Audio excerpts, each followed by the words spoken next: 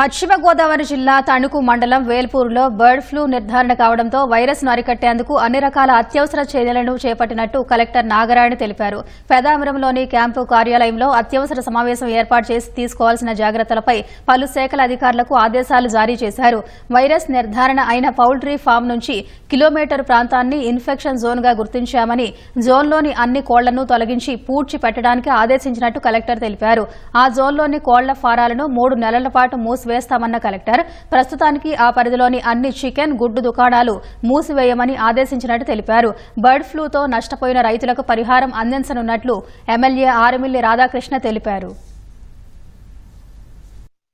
ఇక్కడ ఫార్మర్ ఎవరైతే బాధితులుగా ఉన్నారో వారికి సంబంధించి ప్రభుత్వం నుంచి కూడా ఒక నష్టపరిహారం కూడా ఇవ్వడం జరుగుతుంది.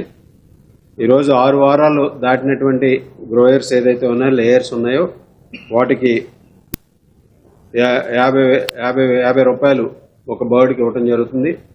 అలాగే గుడ్లు పెట్టే కోళ్లు ఏదైతే యాక్టివ్ లేయర్స్ ఉన్నాయో వాటికి 140 రూపాయలు ఇవ్వడం జరుగుతుంది. అదేవిధంగా గుడ్లు ఏదైతే ఉన్నాయో ఈరోజు ఫామ్లో ఆ గుడ్లకి సంబంధించి 3 రూపాయలు, అలాగే ఫీడ్ ఏదైతే ఉందో ఆ ఫీడ్కి సంబంధించి కేజీకి 12 రూపాయలు కూడా ఇవ్వడం జరుగుతుంది. ఈ విధంగా పరిహారం కూడా అందరికీ అందించడం జరుగుతుంది.